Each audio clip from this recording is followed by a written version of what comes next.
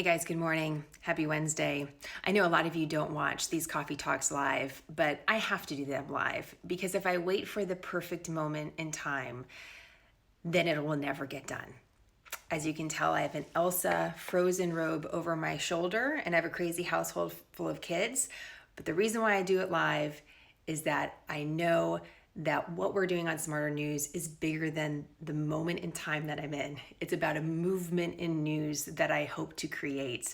So you really have to distinguish sometimes personally in your own life the difference between a moment and a movement. And we're also seeing that in news today because one of the big headlines nationwide here in America is that last night was better than the nights before as far as civil unrest and looting and rioting and violence. But I'm already seeing exuberant headlines about this, and we have to exercise some caution to see, is that a moment in time last night, or is this a turning point towards a different part of this movement? And we're not going to know within the last 24 hours, the next 24 hours, maybe even the next 48 or 72. We're really going to have to step back in the next several weeks and examine, was this a turning point last night with less violence in the streets across America, or was it not? So I have a couple news items I want to get to today in addition to that, but I want to show you something that I was working on yesterday that kind of plays with these themes. You know, some of you have asked why we're not covering certain parts of this story, and we're looking to field a bigger team. In the meantime, what we're trying to do is really look at some of these news stories and step back and see the bigger picture. And yesterday, I just had so much going on in my head. I had to take a moment and write down really some of the themes that we're seeing in the news, because we have been through a lot over the last 6 months. From the start of January 2020 to now, we are dealing with big historic stories. And so I thought to myself, if I have two categories, the pandemic and prejudice, these are two big, huge emerging stories in America. If I wrote down the themes for these stories, what sort of overlaps would we see? And how can that help inform us for our coverage in Smarter News? So I want to show you this crazy board that I put together and explain it a little bit. So this is what I did. I said, this is the pandemic and this is prejudice. And let me just see, and I just started with one side. Let me just see what I come up with, okay? So the pandemic, we know it's COVID-19 this time around, but you know what? We've had deadly viruses before. So this is a new iteration of an old problem. Some describe the pandemic and describe the virus as an unseen enemy, but we know it exists. We know viruses exist. Some of us will only see it when it's the most devastating. For others of us, it's pervasive. And at the heart of this story is a real question about personal safety and health and well-being of the individual. That unites us all. There's also, with COVID-19, according to early reports, a disproportionate impact on minority communities. We're seeing stories about tensions of law and order, local law versus federal law and who's in charge when it comes to the public safety. There's questions about civil liberty and those in power. Who can tell us to stay home and who's going to trample on our constitutional rights? There's also a big difference in this experience regionally, the experience of COVID-19 in the urban areas of America versus the suburban areas. And finally, the media. Who can we trust when we're talking about this? And are we getting actually good information? So that's how I was looking at that story. Those are some of the things that I thought, okay, these are the big themes that we're dealing with when it comes to COVID.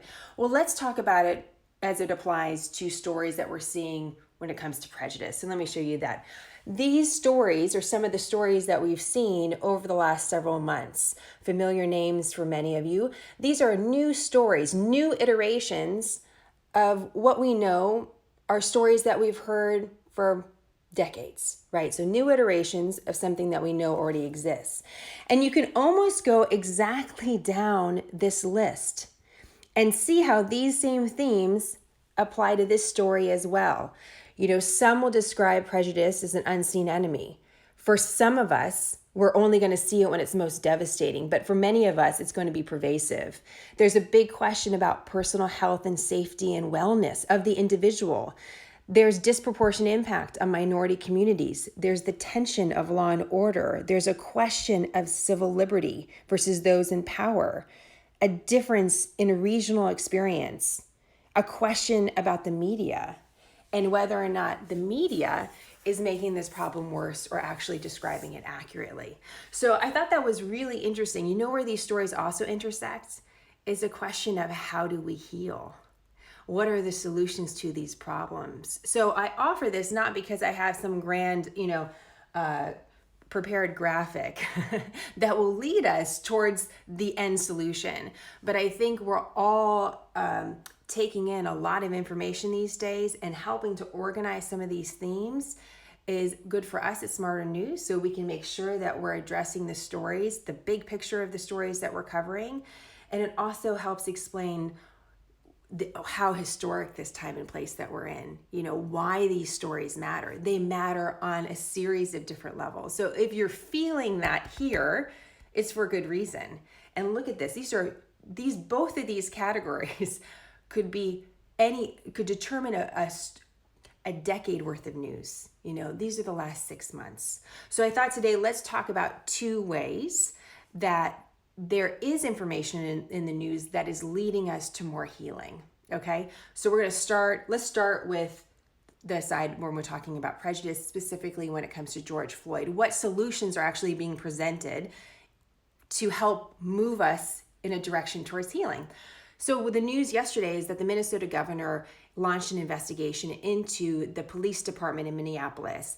The outside investigation is going to look into whether or not there is systemic racism within the department, not from what happened over the last 10 days, but going back 10 years. So they're taking an active look at that. What's interesting about the police department in Minneapolis, among many things, is that the police chief is a former cop, current cop, but former beat cop, and he is the first Black police chief in Minneapolis. He's held that position for several years. But in 2007, he and a group of other officers actually sued the police department for discrimination. And so it's an interesting part of the story that makes us look at this one department and wonder, will this investigation and the lessons learned lead to other changes in other police departments? Be very wary of how partisanship is used in these news items. One of the other big stories is that police departments all over the world now, not just in the United States, are examining their use of force training.